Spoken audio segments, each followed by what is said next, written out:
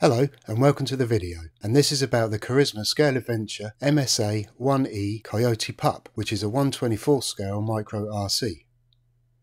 I bought one in 2019 from Model Sport here in the UK, and it was my very first micro crawler.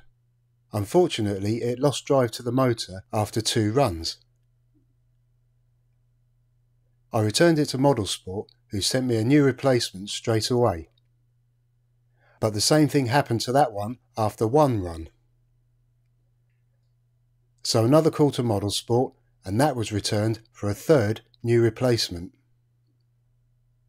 Exactly the same thing happened to that one after a couple of runs as well.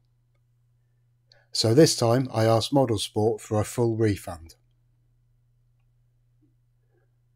I assumed the issue with all of them was a faulty ESC, possibly from a bad batch, because it seemed like a coincidence that 3 brand new ones all developed the same fault after a few runs. I was sad to see it go, because when it ran, it was a great micro RC. But after 3 consecutive failures, I'd had enough. Model Sport's after-sales service was excellent throughout all of this, and they sent the replacements quickly, and they issued the full refund without any hesitation after the 3rd one failed. I don't regard them as being responsible for any of the faulty RCs because all 3 were delivered from them in factory sealed boxes. About a year later, I saw another Carisma MSA-1E on eBay, which was used but in very good condition.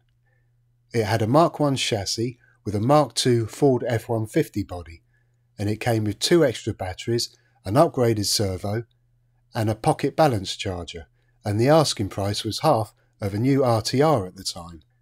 I still like them despite the problems I'd had, so I bought it. This one ran well for 2 years, and then one day it lost its drive to the motor. Because it was a used RC and didn't have a warranty, it was up to me to try and fix it.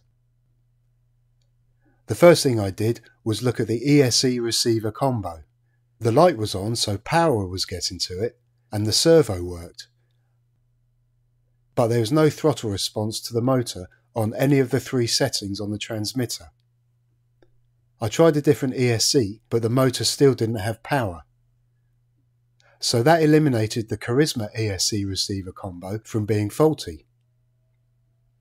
Then I took the motor out and connected it directly to a battery, and it didn't run. The motor had what is called a protection circuit board soldered to the back of the can, and the motor wires are soldered onto the front of that. Unfortunately, I lost the photos I took of mine, and this is a photo of one from the official Carisma website.